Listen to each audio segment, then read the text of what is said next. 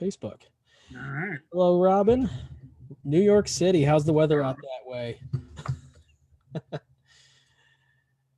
All right. We usually give it a couple of minutes, usually around the 3 to 4 minutes after, just to give people enough time to get settled. Thank you all for joining us tonight. I think this is actually the Maritime Museum's first evening, weekend, or weekday program. So this is exciting. Usually, we have our volunteer training and everything like that, but it's nice to actually do an actual program in the evening. So cold and you're waiting snow. Yeah, we got a ton of snow out here in Erie. I'm ready for spring. I'm sure sure you are too there, Mr. Heed. Yes, I am. So yeah, so while people are still trickling in, we're just going to go over a couple quick things. Welcome to Boats, Ships, and Us. This is a webinar series that's dedicated to really telling the story about ships, watercraft, and how they shaped the human experience, human history. That's I think this is our fourth one at this point, and I'm absolutely thrilled to be hosting the Kalmar Nyckel tonight. Housekeeping, all we ask is be respectful, above all else. Questions, comments, please use that chat feature. If you do have a question and it's immediate, if there's an acronym that maybe Sam or myself say that you don't understand, we'll try to get to that right away. If it's a general question about the ship, or if you have a question specifically for Sam, we will have a Q&A session, usually in the final 15 minutes after the presentation, that you guys can ask whatever questions you would like. Sam, did you have something? Well, I just wanted to let the audience know I'm not really rushing anywhere, so I am happy to stay on if there are hardcore, questioners. Exactly. So yeah, that's absolutely true. So we will stick around. There is no real time limit. If you do have to go, please don't feel like you're offending anybody. We understand. So yeah, like I was saying, question answer will come shortly after the presentation. Other than that, those are the real main housekeeping pieces. As you can see, this is being recorded. The only people who you will see on camera are our beautiful smiling faces, myself and Sam's. Your cameras are not on, nor is your ability to speak. So no worries about being recorded and all that. So we also are cross-posting to Facebook, and it'll be uploaded to YouTube at a later date as well. So So my name is Chuck Johnson. I'm the museum educator at the Erie Maritime Museum in U.S. Brig Niagara in Erie, PA. I am a naval historian, a maritime nerd, as I tell people. My wife says that I'm a paid nerd, so that's a good thing. And like I said at the beginning, I am ecstatic to be talking Kalmar Nyckel tonight.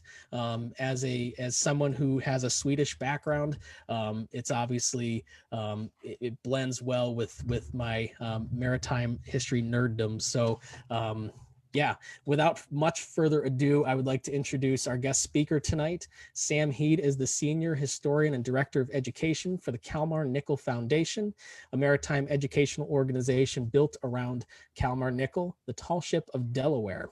So I'm going to allow Sam to introduce himself, and we'll get this presentation right away at this moment. Go ahead, Sam. Great, Chuck. Thank you so much. I'm delighted to be here. Let me share my screen with some slides. There's the ship there coming up.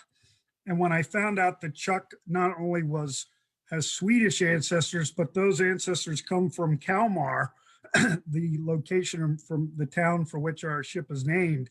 I'll give you a little background on that. I was like, wow, it is a small world. Great. How much fun is this? And the other thing I must mention, I'm a longtime supporter of the Flagship Niagara. I proudly display the license plates.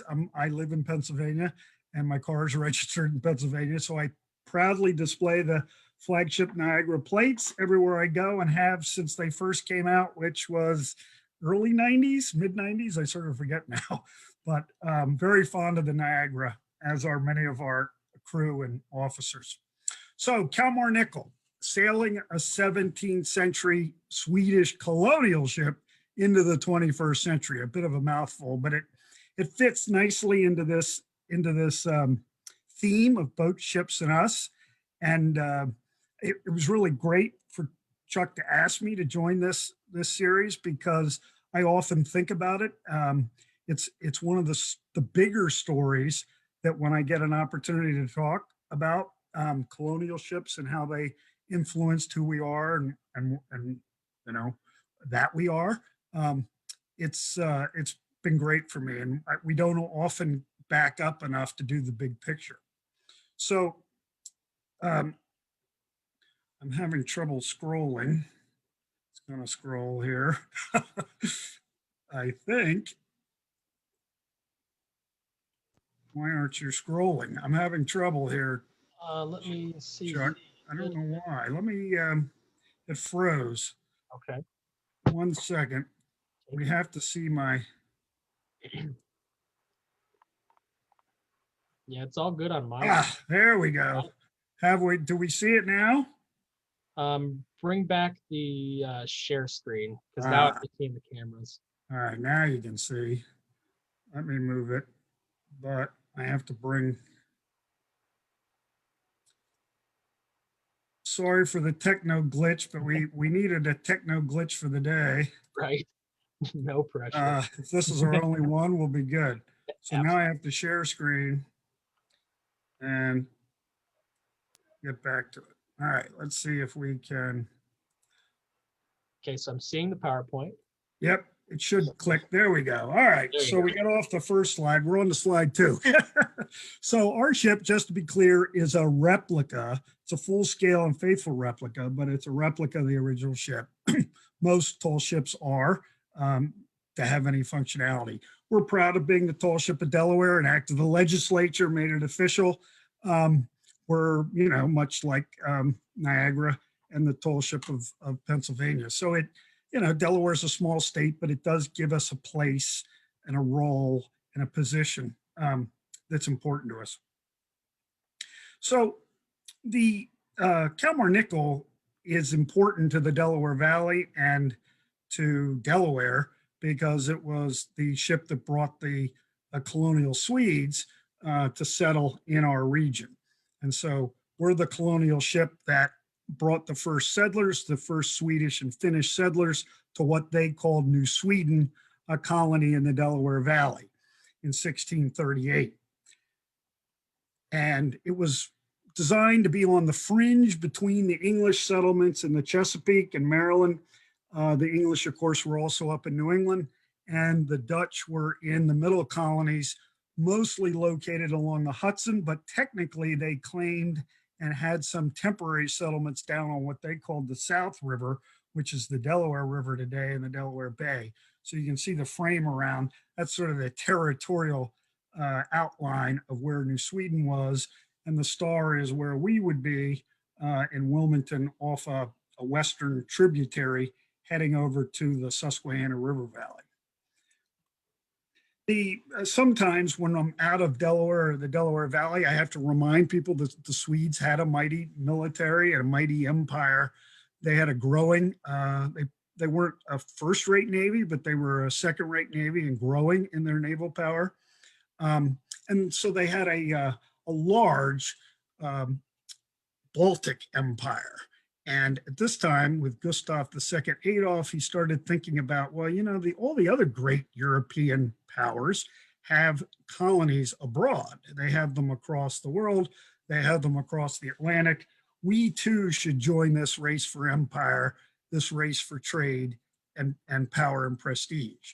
So that's the backdrop. You don't get to America without being able to project a certain amount of power, and mostly it's maritime power, but often there's administrative, there's tax resources and other resources behind the scenes. So our ship is important to Sweden because it was the first Swedish ship to sail to the New World. On this first expedition, it's flagship commander was Peter Minuit, who's more famous for purchasing, in quotations, acquiring Manhattan for the Dutch colony of New Netherland. He had been the governor of New Netherland for 6 years. He gets fired and by the Dutch, which I could go into that story if you have questions about it. And then gets picked up by Dutch investors who are looking to start a new colony that is going to compete with the Dutch on the fringe of territory that the Dutch claim in the Delaware Valley in the southern region of what they called New Netherland.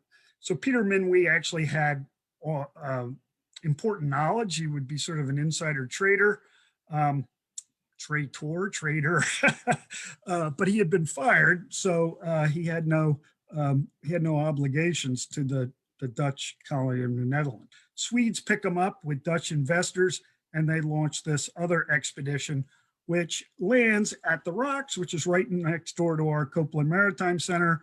And our ship is docked about where this ship is in the portrayal in this illustration. My favorite illustration of the scene where Minuit in orange here to represent his Dutch background, and his officers with their first meeting with the Lenape chiefs, who they are going to negotiate with and purchase rights to put a fort on this territory.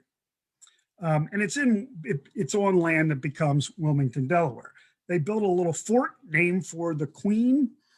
King Gustav II Adolf had died in a cavalry charge in 1632, and he left behind not only the hopes and dreams of a North American colony, but he left behind a young daughter who would become Queen Christina, and she was 12 years old at the time of the founding of the fort.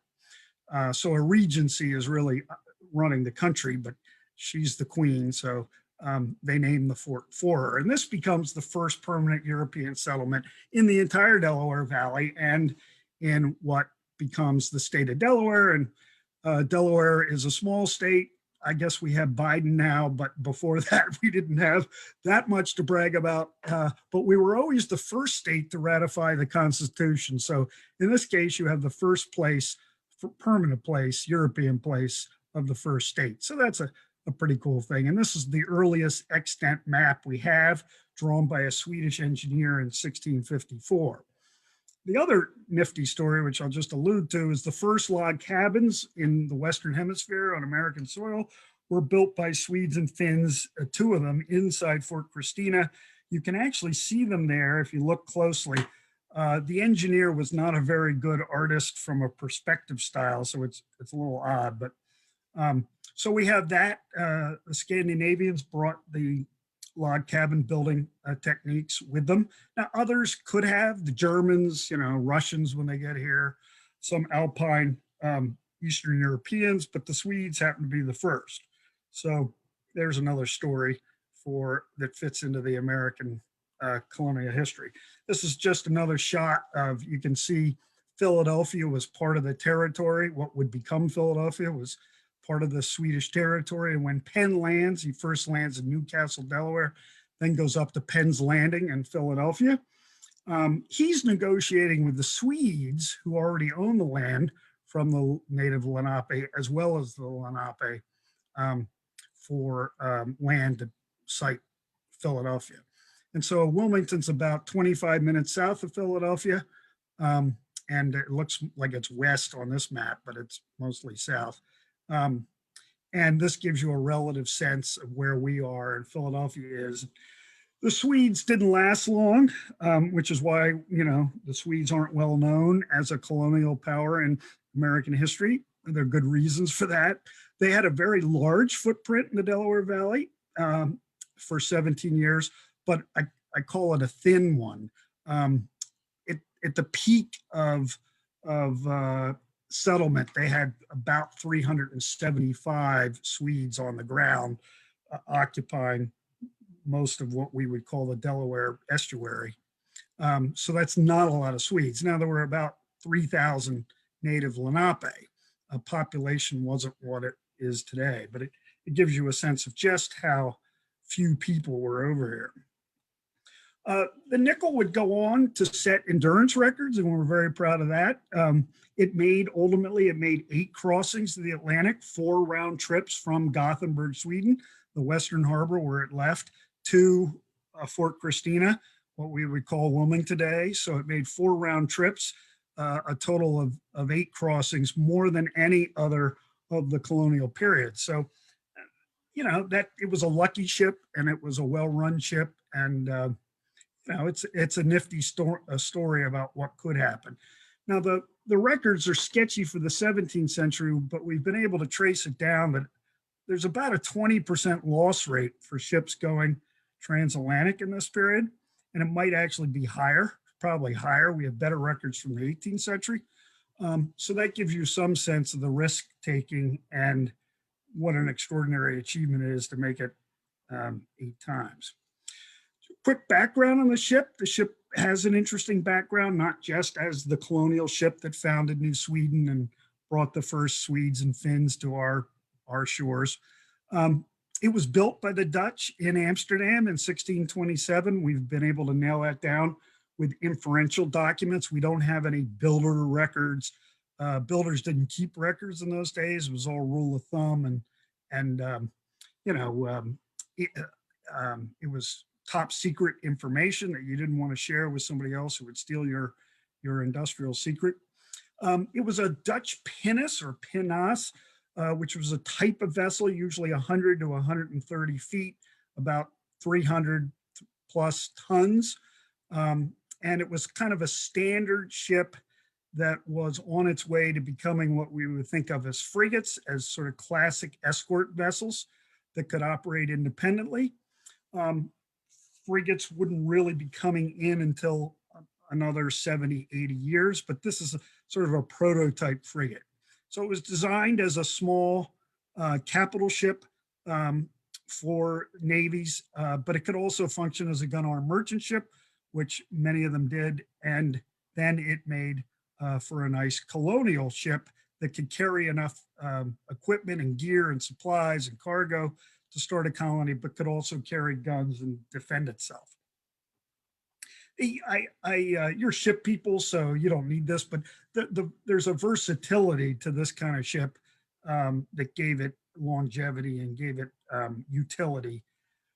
So it was bought by the Swedes in 1629. Gustav II Adolf's navy had run into some trouble, a couple of storms and a couple of battles against the Danes and Poles that didn't go so well. They had lost about 19 ships in the 2 years prior.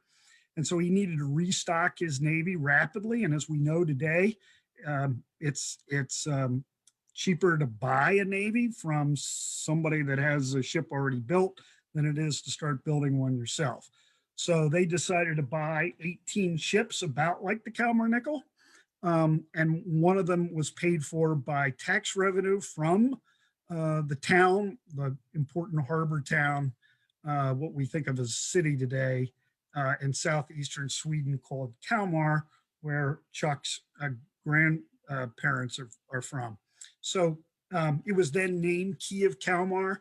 We still haven't been able, that's nickel, I'm sorry, nickel means key in Swedish, so it's Key of Kalmar. We still haven't quite nailed down whether it was called Key by the Dutch. I haven't been able to trace the records yet. I keep looking and hoping that one day we will find it. We think it's more and more likely that it was just called Key by the Dutch, and then when the Swedes purchased it, they added Kalmar to it.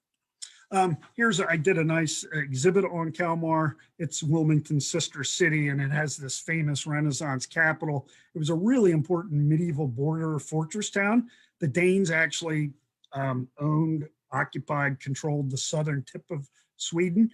And so Kalmar was right on the border. It's a lovely spot. And it was the townspeople who paid the tax revenue for which the ship was purchased and then named. It had a long career as a Swedish naval vessel operating on and off. It was taken into the Navy permanently in 1637, but it operated sort of on a contingent basis as an auxiliary when needed. for 22 years. We know that it was part of Gustav II Adolf's famous invasion fleet at Pietamunda when the line in the north, the Protestant Lutherans decide to invade Germany and get involved directly in the 30 Years' War. So it was the largest amphibious operation up to its point, and I get a nifty feeling when I think of the Nyckel there, probably mostly responsible for transporting troops and some equipment, but it's there as that important invasion. It saw bloody action in a war against the Danes after its fourth round trip crossing. And so when not serving the Swedish colony, the New Sweden Company, it often served back in for the Navy. And it saw bloody action. We have after action reports. It seized a Danish ship and had a glorious record in this battle in a Danish war. The Swedes were at war with everyone around the Baltic for about 200 years. And then finally, we picked up a nifty trail of documents that showed that it was a principal escort that carried top ambassadors, emissaries around the Baltic for the treaties that led up to the Peace of Westphalia. And as we know, we still live in a Westphalian world. We still live in a world of nation states, and much of our diplomacy is framed around the references of shaped by Westphalia. And so again, I get a nice feeling when I think of the ship was part of that. I had a Dutch intern a few years ago. We were able to turn up Dutch records that showed what happened to the ship in its final year. We knew that it was decommissioned by the Admiralty and Queen Christina in 1651. It had gotten old. The Admiralty did an inspection and found that it probably couldn't make a fifth voyage for New Sweden. So they, in those days, it was now surplus military hardware, and they offloaded it. And we knew that a Dutch merchant doing business and living in Stockholm was named in the decommissioning document, and he acquired it. What we didn't know was what happened after that. We had rumors all over the place and whispers for about 20 years, and nobody really knew. We were able to get into the Dutch archives, and lo and behold, the Kalmar Nyckel, renamed Kalmar Sleutel, Sleutel being nickel key in Dutch,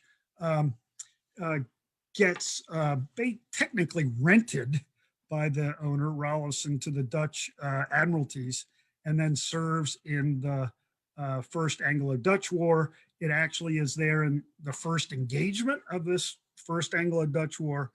It's guarding the herring fleet off of Scotland, which was a very valuable part of the economy.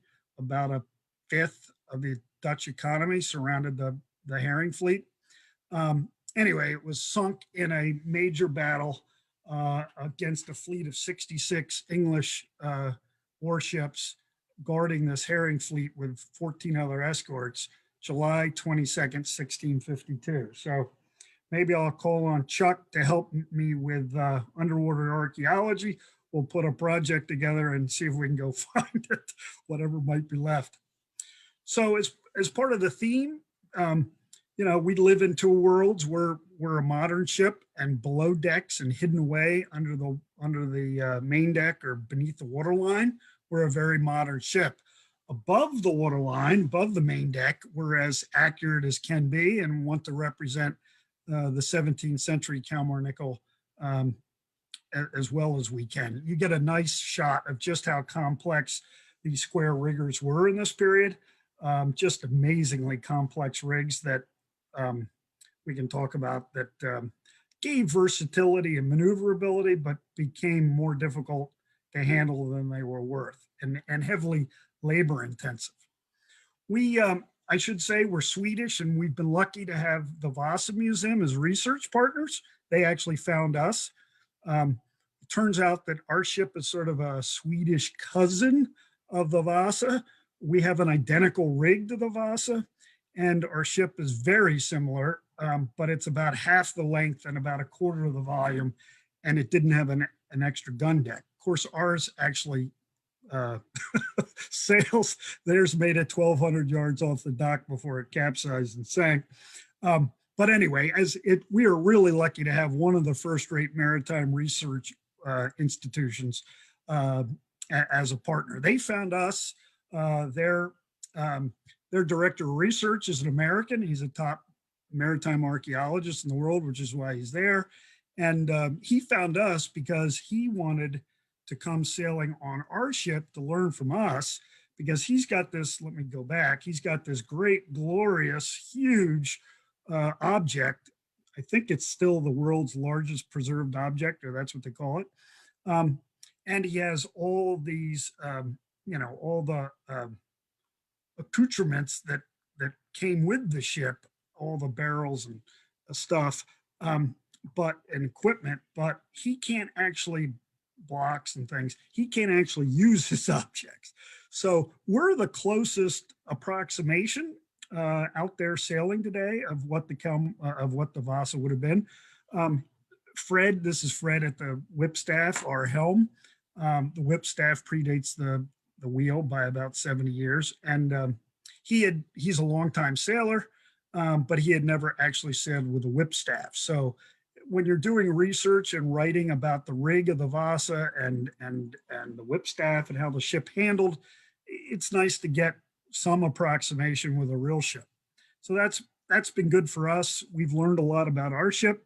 It turns out that our rig is more accurate than we thought it was. It's probably about 85% accurate, and that most of it is accounted for by modern adaptations that we had to do to, keep the rig out of the way of the public or for some safety precaution.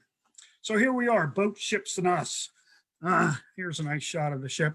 And ships like Kalmar Nyckel, these colonial ships, we could also say warship, also gun arm merchant ship, they do speak to us. And I think my next slide, no one walked across the Atlantic in the 17th century, I like to say. And of course, the joke is we're still not walking across the Atlantic. And, we are virtually all boat people. And, in the 17th century, almost literally so.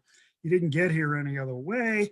The Native Americans had a 12,000 year prior claim, but then it turns out that many of them were paddling and coming by small boat and kayak often to get here. So the point is that the Atlantic is part of our story, and that it's a big part of the colonial story, and that you can't do colonial American history without the Atlantic and thinking about the maritime powers that made crossing the Atlantic possible. It's not a coincidence that it's the Spanish and the Portuguese and the French and the Dutch and the English and even the Swedes and the Danes a little bit had a role in shaping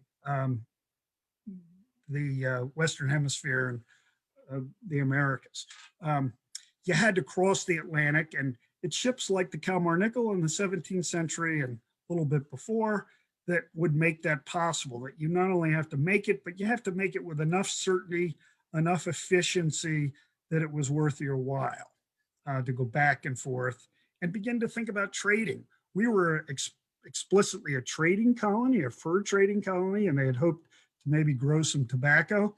But if you're going to trade for fur and bring it back to Sweden and turn the pelts into hats, that economic enterprise has to pay off. And for it to pay off, you have to be able to travel with a certain amount of efficiency. So there's boats, ships, and us. The other thing is, these are amazing pieces of technology, which, wow me all the time I'm on them. So complex, so advanced. They were the highest pieces of innovation and technology that Europeans had at the time. The money and innovation that was invested in their ships. So this is a good shot looking down from the top mast. And, I used to say that we were the Saturn V rockets. I updated it this year to SpaceX rockets for the new public, but many of you may be of an age that you remember the Saturn V, these are moon shots. And as I sometimes say to school groups, it's actually more like Mars, because moon's only 3.5 days away, whereas Mars is 6 months. These voyages across the Atlantic were routinely 3 months, certainly 3 months over from Europe. You could maybe do it in 2 months going back on a on a typical voyage. So it's certainly halfway to Mars, which is a lot further than going to the moon. Only you're not just going, you're going to inhabit it, to trade, to colonize. Um, Pretty extraordinary story. And the in, most interesting thing about our ship is the rig itself. And we hit in this evolutionary period in the 1720s, 30s, 40s, where you have a sprit topmast at the tip of the bowsprit, which was an evolutionary dead end and didn't function very well, but it took them a while to figure that out. But basically, um, they kept adding layers and layers and layers of complexity onto the ship to try to gain maneuverability and some versatility. And, you know, there was some advantage in that, but it became a little unwieldy to the point where we have 8 miles of line on our ship, and it's not that large. It's 93 feet on deck. It's about 141 feet sparred length. So 300 blocks. Every line does something. Every line means something. They all function differently. How our captains and crew handle it all, I'm not the sailor, I'm the educator, but how they manage it is beyond me. It's bewildering. But it was the innovation in this period that really allowed sailing ships to cross the Atlantic in some kind of efficient way. Now, our modern ship beneath the surface, this is us today, we're doing modern things with the ship. And to do that, we need modern functionality. The key of which is the engines that, and they're hidden away, so you can't really see, and the public doesn't get to see them. But we have 2 diesel engines, and we couldn't function in a 21st century schedule and get on and off docks and take public passengers out for a 3-hour sail. Take school groups out, you know, every day, twice a day for an hour and a half. And the buses, when the school buses show up, those kids have to get on those buses and get back. So we have to run on 21st century metrics. And to do that, we need engines. And of course, you need all the other modern equipment. I shamelessly plug our 2 women captains. They're extraordinary captains who just happen to be women. And I don't think that's as rare as it used to be in the tall ship world, but it's probably rare to have 2 of them. Captain Lauren is our sailing master on the left, and Captain Sharon is a relief captain. She's also our port captain. She runs the maintenance program. She's the one responsible for all the maintenance of the ship. And she also runs our volunteer program. We have a great volunteer crew program, and she runs that training as well as supervises them throughout the year. We're really lucky, and this kind of ties back to the rig. One of the reasons we keep them, they've been around. Sharon's been here for 20, 21 years, Lauren 15. So I used to say they were young, but none of us are that young anymore. But one of the things about the rig, the complexity of the rig means that there's no other ship out there that they could go to that might be more challenging than the one they have to deal with. So that's not the only reason they've stayed, but that has helped us. Of course, much like Niagara, you know, our job is to take passengers out, take students out, give them a sense of the age of sail, and in our case, the early 17th century. It's an explicitly educational mission, very modern mission. You wouldn't build a ship like this in the 17th century, take school kids out on field trips. But that's what we do.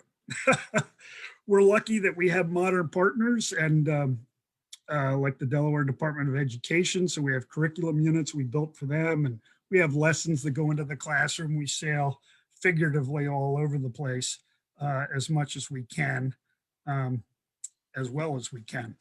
I was lucky enough to get to produce a documentary film a couple of years ago, and maybe Chuck will invite me up to do a screening to Erie someday, and love to after the pandemic. So this was a fun, nifty project where most historians who spend their life writing and find that very few people actually read what they write know that always has a hankering for film, knowing that you have a broadcast appeal that's going to be wider than anything you would write. So that was a fun project, and we were a bit of a hit in Sweden. So just for that alone, it was worth it. We we have a volunteer, we're a very small group of probably 6 full-time staff and I don't know, 20, some 18 part-time staff, and everybody else is volunteer. And that's a very modern, the Swedes do not have a volunteerism part of their culture or ethic. It's more socialist oriented. Um, and it's very American. It's a very American thing, and it's pretty special, and it's pretty modern that we sail the ship with our volunteers. They maintain the ship, and deliver a good portion of our education program. You too could join the crew if you don't already belong to the Flagship Niagara, but you could probably serve two masters and 2 ships at one time, but that would be hard. They're, they're just an incredible community of people, and they give us about 45,000 volunteer hours a year. We're at about, I don't know, 225. We're down a little bit. Pandemic has hit a little. Just an incredible community built around the ship. There's some ethos around the ship and the community that is formed, shipmates truly, that make it a special place. And of course, our programs are very active, and it's hard to beat them as immersive sort of experiences. And so we're pleased and proud of what we're able to do. The ship is a floating classroom. Here we are on the Christina going by downtown Wilmington. And there are probably 3 classrooms on the ship. This is up on the quarterdeck, but you can do things and captivate kids in ways that you don't often get in other experiences. Here's a great shot of 3 young ladies talking to Captain Lauren in a moment. I think there's a young boy behind them. I don't know what they're saying, but clearly it's a special moment for them there that, what a role model these captains are. Pretty special. And here's a shot, picture says it all. Tall ships are inspirational, and what it takes to sail them across the Atlantic. Continue to sail them today. It was hard enough in the 17th century. It's still hard today. Crew training, as I said. This is an important program. Chuck mentioned you have the same thing going on tonight for the Brig Niagara, and it's really important. It's fun, and it's learning, and it's all ages. Really 18 to infinity. We do have programs for if you're over 14, you can come sailing with us with a guardian or special permission from your parents. Pretty special. And then of course we do the routine modern events and festivals. Everybody thinks we look like a pirate ship. We've played that up and have a pirate festival because everybody likes pirates, and that's a great thing to do with the maritime community. And technically, I didn't mention that the ship did serve as a privateer on its colonial voyages, so we're not that far away from being a pirate ship. Or if you want to come to Wilmington, you can come sailing with us, or you can charter the boat for your own private function. I don't have Biden in this shot, but I'll have to put one in with him. So black tie and boat shoes. But yes, we're right there at the Chase Center, this shot where the Democratic Convention was. So last point is, hey, come on out sailing with us. The pandemic won't be with us forever. You too can come out and visit us in Wilmington, or we sail from Virginia up to New England every year, every summer. I don't know that we'll go that far this summer with the pandemic, but we'll certainly go. We're talking about going up the Hudson. We'll certainly go up the Delaware to Philly and Bristol. And just for Chuck, because of his authentic Swedish heritage, we were lucky to have the King and Queen of Sweden aboard for the 375th anniversary back in 2013. And so there's nothing like having a shout out from the Queen to say, you too can come sailing on the Kalmar Nyckel. Now, last thing I have is a little special feature for tonight called Tall Ship Time Machine. It's my most recent finished exhibit, which opened right before the pandemic. and it has a 3D animation. A digital feature is sort of the central part of the exhibit, where we could sail the ship back to 1638 with the magic of 3D animation. I had seen something similar at the USS Constitution Museum, where they were building the Constitution with an animation, and I thought, let's do that. That was something that everybody in the every visitor gravitated to, and I thought maybe I could do that. So that was sort of the genesis of it. Here's a shot of the exhibit. You'll have to come visit us at our Copeland Maritime Center. Here's our new center. We have a revitalized shipyard with a nice campus that includes Fort Christina Park, which is now part of the First State National Historical Park. You can see the ship in the background. And this exhibit is the newest one inside the building. What else do I have? Well, I should probably tell you it's explicitly designed for younger audiences. I wanted to hit that younger audience that sometimes can be hard to captivate because there's so much esoteric information that goes into like understanding a 17th century ship. But I think it's worked pretty well for those of us who are young at heart of all ages. And so the nifty aspect of animation is that you could open the ship up and you could start to reveal sections below decks and aspects of the ship that you don't normally get to see. Highlight the different elements that are critical to the functionality of today's ship. And then through the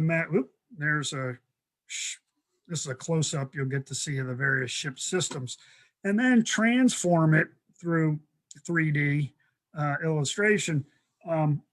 We could transform it to the way it might have been configured and the supplies and equipment that it would have carried on its first voyage across the Atlantic. Because the ship survived for 25 years and served so many different roles, I had to sort of pick one, and the obvious one was 1638 on the first voyage. So without that, the captains are telling me, Sam, it's time to play this. And remember, if you have questions, I hope you do, I'll be happy to take them on the other side. This is a short 4.5 minute little animation. I'll just have to call it up here in 1 second. If I can do it. And we're going to make sure share sound. All right, the sound should be on, Chuck. We should be rolling. Here we go. Hey, Captain Lauren, where are we headed today? Hi, Captain Sharon. I was actually thinking we should take these folks on a sail back in time. You know how our modern ship is a pretty accurate replica of the original? Yeah, a replica with some serious upgrades. Including the ability to sail through history. Right, like a tall ship time machine. What do you say we set sail for 1638 and see what things were like when the Kalmar Nyckel first crossed the Atlantic? Great idea, let's do it.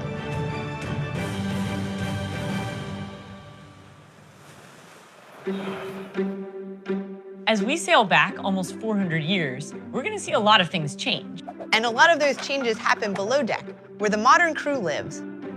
There's a modern kitchen, full shower, flush toilets, a coffee station, laundry machines, dozens of bunks, and a table for eating. And then there's the engine room, where the mechanical, electrical, and plumbing systems converge to bring the ship to life. This is where the voyage back to 1638 begins to change the ship. There go the engines. And the fuel tanks, propellers, drive shafts, even the throttles up on the quarterdeck. Good thing we still have sails. Except, without engines, it's going to be a lot harder to maneuver in tight spaces and dock the ship. But we can still steer like we always do, with a helmsman and a couple of levers. What's next? Well, there definitely wasn't electricity in the 17th century. So we have to ditch the generators, batteries, wiring, outlets, and all the lights. How do we see? Better break out the candles and lanterns. Guess we can't keep the modern plumbing either. No freshwater tanks, no sewage tanks. And no flush toilets. Just old-fashioned heads. We'll have to get rid of our modern bilge pumps, too. Yeah, so if we take on water, we'll have to pump by hand. Cargo is key on voyages to the New World, and we're gonna need lots of space to carry it. It's a good thing we're getting rid of the galley and the grand saloon. We have to clear out these watertight bulkheads and doors, too. We've got a lot more room down here with all the modern structures out of the way. Which is perfect because we need to swap out the ballast. Instead of lead bars, we have to use stone for stability. And the Colonial cargo can help too. Lots of cargo. These barrels were full of tools, supplies, trade goods, and rations. You know, the soldiers headed for the colony will need a place to live. Let's put some decking over the cargo for them. And the crew will have to sleep in the forecastle when they're not on duty. Since we got rid of the galley, they'll have to cook and eat up here too. Yep, we just have to find a spot in the forecastle for a brick fireplace. So we're a wooden ship with a bunch of open flames? And now we don't have any of our modern fire suppression equipment. Yeah, all these ropes and sails, we're a floating fire hazard. Not to mention the gunpowder for the 10 cannons. We've got life jackets everywhere and a rescue boat, but we can't keep those if we're headed back in time. That's a big problem since most sailors back then couldn't swim. Sailing in 1638 is dangerous. It gets even worse when we take away our modern electronics. Without phones, radios, or distress beacons, we can't call for help. And with no modern weather forecasting, we could be sailing right into a storm. We also have to toss our GPS and all the modern navigation equipment. It'll be a challenge, but we can still get around the old-fashioned way. Thanks to our education program, we've already got 17th century navigation tools on board. Look, Captain Sharon, it's 1638. We're here. After all of these changes, the two ships may seem very different, but their hulls and sails are almost identical. Really, the biggest difference now is the people. Today's Kalmar Nyckel has an all-volunteer crew, and half of them are women. But we don't have any women on board in 1638, and we have to pay the crew. Wait, that means no women captains either. Yikes, I guess we'll need disguises. That's better. What about our passengers? In 1638, we've got soldiers on their way to settle New Sweden. But today, Kalmar Nyckel carries students and public passengers who come for a chance to set foot on our tall ship time machine. That's right, different people with a different mission. No matter who our passengers are, as long as the wind blows, we can go anywhere in the world, even all the way back to 1638.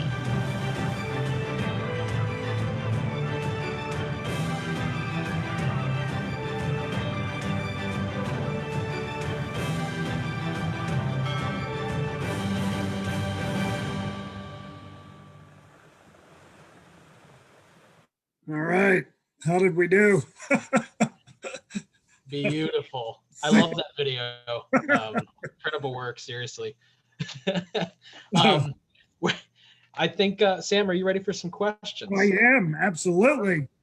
As I said, please feel free, if you're on social media, pop them up on Facebook, on the Erie Maritime Museum or US Brig Niagara Facebook page, as well as the Q&A function here. As we start to, we'll wait for more. I do have a question for you. If you had to pick a favorite spot on Kalmar Nyckel, what would that be and why? Wow, that's tough. Well, I think I would pick right up on the quarterdeck next to the throttles, where the captain or the conning officer is conning the boat, and I get to stand there and talk to them. And some of my best conversations sort of happen intuitively, watching the ship and watching them operate the ship. And, if we have a program going on, looking at that, and then just sort of having a conversation in between those episodes. In fact, this tall ship time machine the idea for it derived out of a conversation with Captain Warren about our auxiliary engines from standing up on the quarterdeck. We just got talking about the engines and were they actually auxiliary or not? And here we are like six years later with the documentary. That's a good question. Thank you. Yeah, it's always, for me, I just, that's what I think about. I think I mentioned to you when we first started talking is, I used to work on Battleship Massachusetts, and one of my favorite spots, apart from being in the engineering spaces, was really just being in a crew berthing area, because that is where, sailors who lived on Battleship Massachusetts during some South Pacific campaigns, that's where they slept, that's where they relaxed. Yeah, so, you know, for me, it's just that connection. But I we was do going have to say a a few gun turret. One of the gun yeah, turrets. that, oh my God, it's amazing stuff, seriously. So we do have a question. Is 300 tons burden or displacement or some other variant of measurement? Wow. It's long tons.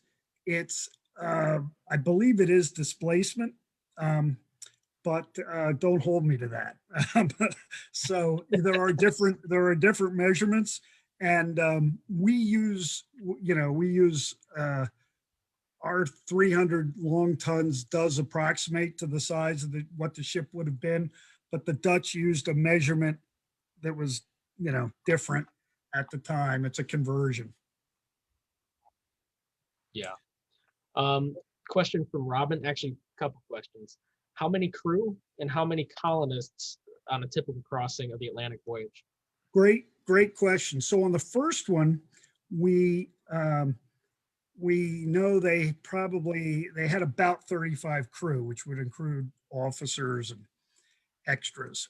They left behind 24 soldiers, so that we have a definitive record of, who helped build the fort when the ship was still there, and then stayed behind to hold the fort for the ship to come back and other ships to come back to populate the colony. But they most likely had a few more soldiers that they kept on the ship and sailed back with. Later on, they brought cattle, horses, floating barnyards. They brought women and children, families, on the two of the next three voyages, and other ships that sailed from Sweden brought many more settlers.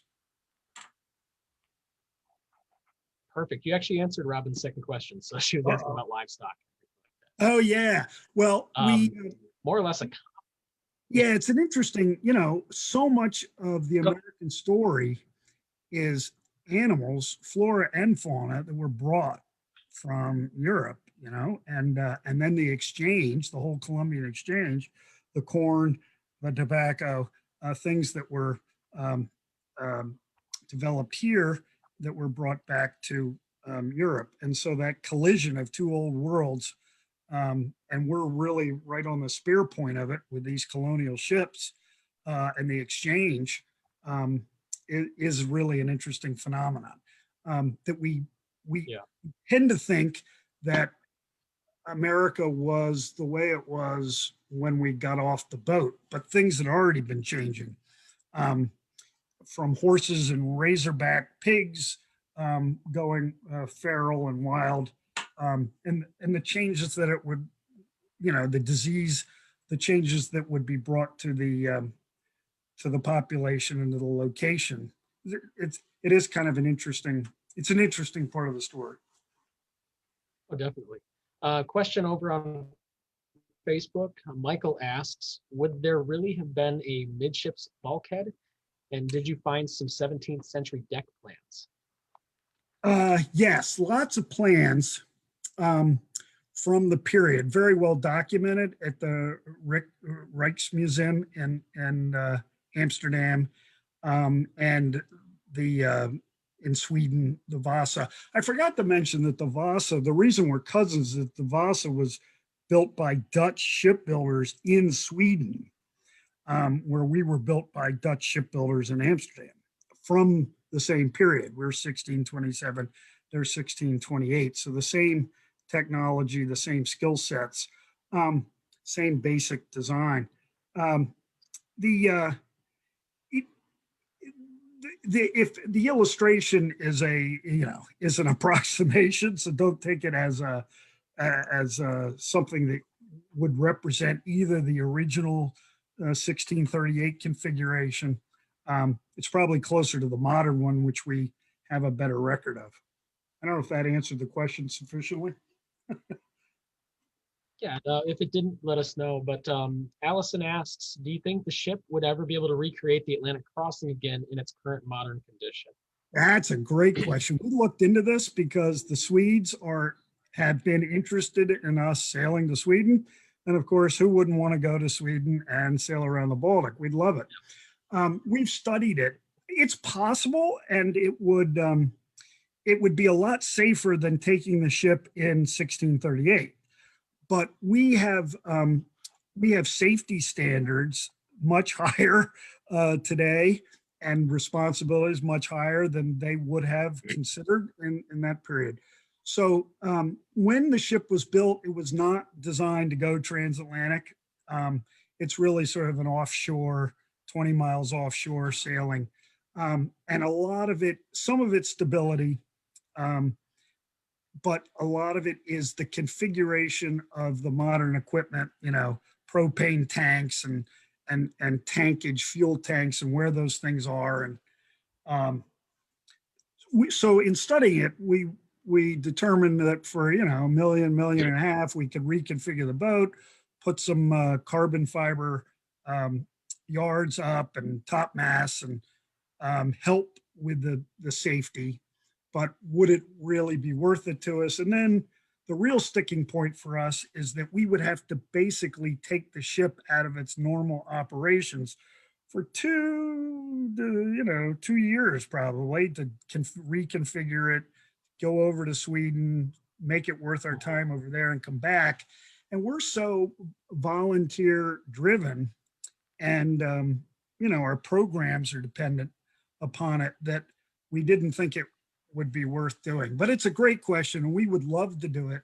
I keep urging the captains to tell me we have to go. It'd be so rough. But and like when we began this talk tonight, if people have to leave, feel free. No one's pressuring you to stick around, but we have a couple more questions. Steven asks, was the ship ever attacked and was ever forced to employ their cannons? Yes. So it served as a warship for the Navy on and off for 22 years in the Swedish Navy, and it saw several engagements. Its most heavily engaged was in 1644-45 in what was called Torstensson's War. It was one of the many wars the Swedes had with the Danes. The Swedes were at war with everybody around the Baltic. Every European power was at war with most every other European power in that period. So about half the crew were killed. We have an after action report and a plea for sort of retirement fund for a crippled crew member. But normally we think in Swedish service, we have a record of it carrying a 12 6-pounder gun. So we think that was standard. But the records, when it got flipped to the Dutch at the end, it was upgunned to 26 guns, most of which again were 6-pounders, a couple were 8-pounders. And they had a crew of 90 because you need a bigger crew to operate the guns. And so you can imagine what our ship must have been with 26 guns stacked everywhere and 90 crew. Quite an operation. That's a tight squeeze. I didn't realize that the Dutch upped it to that many. That's yeah, crazy. I think that was it's like upgunning. It's like. Go ahead. Sorry. Yeah. No, it's fine. Larry asks in the chat, is there an international organization for tall ships? There are. Tall Ships America is one that we subscribe to. I know, I'm trying to think of some others. I think, isn't it the Sail Training International? Is that another one there, Sam? I'm trying to think of, there's others. Tall Ship America is the big one in the U.S., but it's beyond the U.S. So I think there are sail training associations as well. I think you're right, and there probably are foreign affiliations of different tall ships. The other organization that we're part of, I think Erie is too, is the Council of American Maritime Museums, which is for those who have some kind of land-based program, as well as, more than a ship. But many of these ships are floating museums as well, or floating education centers. So that's another organization to check out. Um, Yeah, I think that hits it. Another question: why were sprit sails inefficient on Kalmar Nyckel? yeah, so the sprit topsail is that dinky little full square sail, miniature So we square have that. at the end of the bowsprit, and it the hope was that it would help steer you and catch some wind off the farthest point of the bow. It was so difficult to deploy. We only use it when it's a photo op or the crew is bored and they need something interesting and extra to do. But it requires all the lines that any of the square sails require, and it's hard to set because you got to be out there, and it just doesn't catch much wind. So when they went to staysails, and jibs, and they began to recognize that you get more fore and aft sails come in, that there were more efficient ways, um, to help steer the ship or balance the ship. Our spritsail does work really well, and they deploy that all the time. So that one they do. It's just that little um, sprit topsail on a sprit top mast um, at the end of the bowsprit that is our sort of unique feature. Yeah. And Larry continued. I didn't see this until just now. What will the ship's lifespan be? I'm thinking That's he means boy, this you current. guys are really good. We're looking at that now because the ship was launched in 1997, so we're hitting, we're coming up on 25 years. We passed the 20th. We had a major refit a few years ago with a little bit of rot that we found with the bilge system um, wasn't constructed as effectively as it should have been, and they found a little rot in places they couldn't get to until we offloaded the ballast. So it's all ship shape now and couldn't be in better shape. And we're known for and proud of, and since I don't do any of it, I could brag that we're the ship is really lovely maintained. I mean, it's just our captains and crew, and we dedicate the resources to it. We're very conscious of it as a board, and that doesn't mean that stuff can't happen. Tall ships, weather, so accidents can happen, and stuff can happen to ships. But we're really carefully, meticulously maintained. We just did a haul out. Our last haul out was in September during the pandemic. What an operation that was. But it's a good question. Reasonably, we would think another 20 years, about 20 years. After that, ships really age. And then you're looking at it's probably cheaper to build a new one than it is to rebuild the same one on some of the same frames, and that is a huge undertaking with huge costs for the organization. And we've just started to ask those questions and think about it, because you can't wait. Much like the Swedes purchased the Kalmar Nyckel from the Dutch because it was a lot quicker to purchase one that was already built than to build one. It's not something that an organization like ours can sit on. It does require advanced thinking. How about, Chuck, let me ask you, how about Niagara? How's it doing and what's its life expectancy? So that's something that like you guys, we're currently looking at right now as well. I know that we're supposed to go to some dry dock to get some work done, probably in the spring. Hopefully, it was supposed to happen last April, but obviously, that the world shut down. So it's something we're currently looking into as well. And I think there is a plan with the Commonwealth of PA to have a couple years of work done on her. I don't think we'll have a new Niagara for a while, but I don't know. I'm just the educator. Yeah. So I don't have the answers to that one. So yeah, so somewhat similar to what you guys are going through right now. But it's a great question because we get emotional about our ships, whereas in the original, it was just another functioning platform. It was like your pickup truck. Now maybe you get emotional about your pickup truck or your 10-year-old, 15-year-old SUV, but when the car has done its lifespan, it's time to get a new one. And that's the way ships were treated, but we treat them like pets. We get emotionally attached to them, which can be dangerous because you then don't take the steps that you need to think about, what happens when it gets really old. Great questions. Yeah, definitely.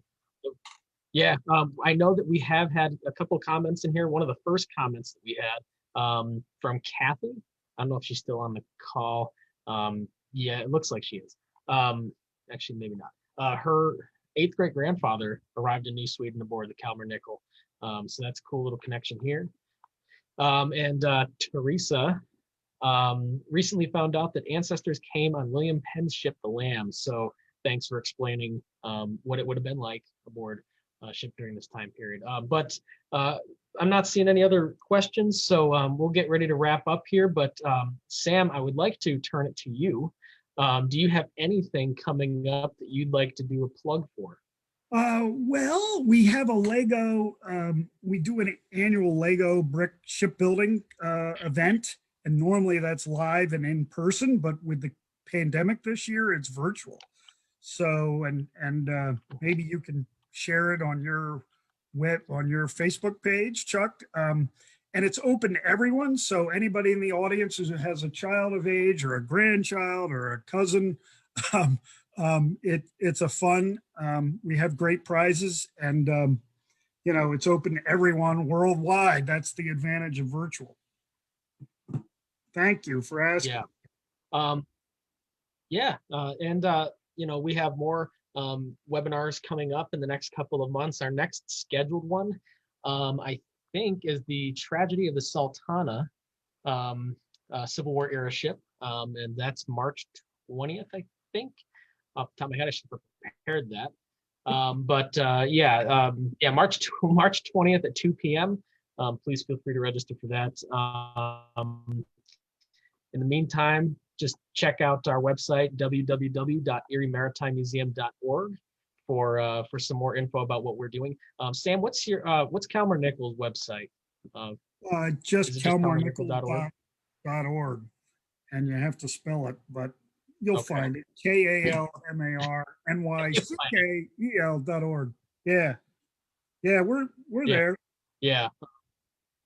Yeah. Awesome. Thank you so much, everybody. We had a great turnout. I think we were up close to 80 people at one point. Wow. So thank you all for taking time out of your night to join us. So if you have any other further questions for myself, thank you. Seriously, it was a great talk. Thank you, Chuck and Erie. Yeah, and thank you guys out there in Delaware. So if you have any questions for anybody, after this, please feel free to connect with us on Facebook, and we'll try to answer your questions. But in the meantime, have a great night, everybody. Stay warm, and we'll see you soon.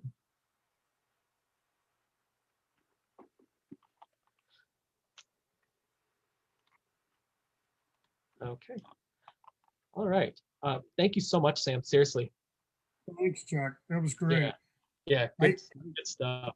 I think I was right on time. I try to be hit the timing right. You never know. Like, start taking don't worry about it. It's hard to come up for air. I could talk about the Boston for 8 years. All right. Yeah. Awesome. Next time you're over there, next time you're over there, make sure you let me know, because I have contacts both in Kalmar and certainly at the Boston Museum. Yeah. Oh, definitely. That'd be great. You straight up. Awesome. Fantastic. Well, I will talk to you later. If you need anything, get in touch with me, and I'll send you all the info for the videos. Great. Thank you very much. Appreciated it. And I'm going to be up for a visit as soon as the pandemic lifts. Hopefully soon. Hopefully Yeah. soon. We'll see you guys.